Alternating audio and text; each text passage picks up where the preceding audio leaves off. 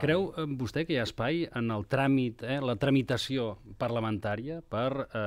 És una mica l'interrogant que estem plantejant avui des d'aquest programa, no? Per modular alguna de les coses, aquesta columna vertebral que diu la ministra Báñez, que no es tocarà tot i la vaga d'ahir?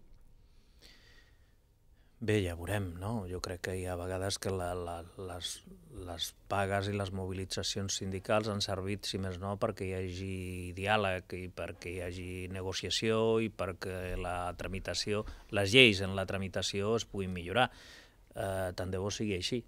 Jo el que desitjo és això, no? Que s'obri el diàleg i que es tingui en compte les posicions diverses que en aquest moment hi ha a aquest respecte, que no hi ha uns únics interessos, sinó que els interessos són, diguem, en aquest cas,